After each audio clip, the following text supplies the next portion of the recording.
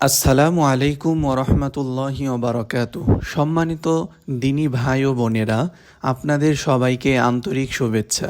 আজকের ভিডিওতে আমরা আলোচনা করব এমন একটি দোয়া সম্পর্কে যাকে স্বয়ং প্রিয় নবী সাল্লাল্লাহু আলাইহি ওয়াসাল্লাম সাইয়্যিদুল ইস্তিগফার অর্থাৎ সবচেয়ে শ্রেষ্ঠ ইস্তিগফার বলে আখ্যায়িত করেছেন।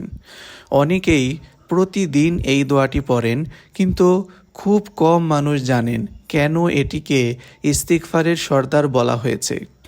এর মধ্যে কি এমন শিক্ষা রয়েছে যার কারণে রাসূলুল্লাহ সাল্লাল্লাহু আলাইহি ওয়াসাল্লাম এটির এত গুরুত্ব দিয়েছেন।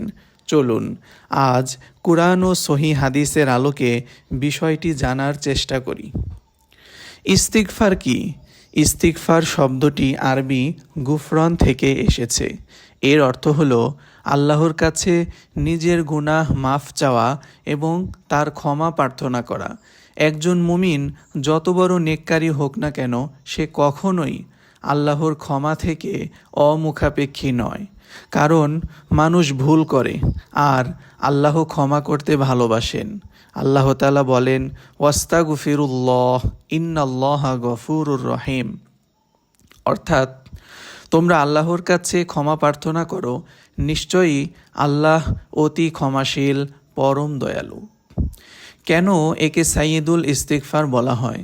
রাসূলুল্লাহ সাল্লাল্লাহু আলাইহি ওয়াসাল্লাম বলেছেন, সাইয়্যিদুল ইস্তিগফারি আইয়াকুল আল আবদু, অর্থাৎ ইস্তিগফারের সর্বশ্রেষ্ঠ দোয়া হলো।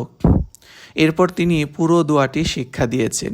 এই হাদিসটি সহিহ আল বুখারী এর 6306 নম্বর হাদিসে বর্ণিত হয়েছে।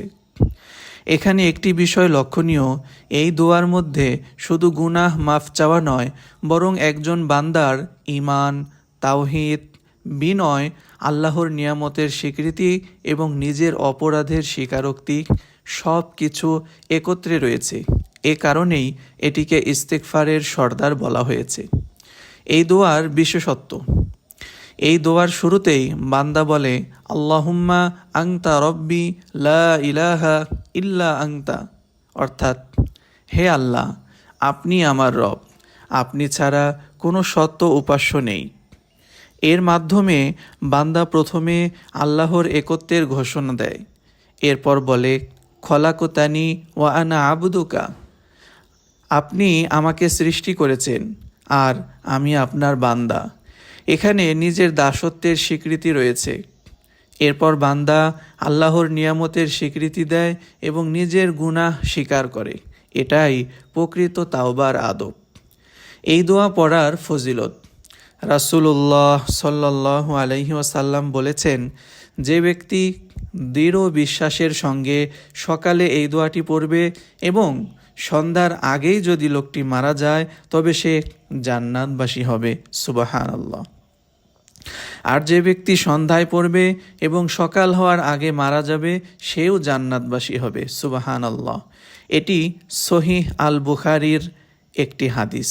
তবে মনে রাখতে হবে, এর অর্থ এই নয় যে শুধু মুখে পড়লেই নিশ্চিত জান্নাত, বরং হাদিসে উল্লেখিত দৃঢ় ঈমান ও আন্তরিক বিশ্বাসের সঙ্গে আমল করার কথা বলা হয়েছে।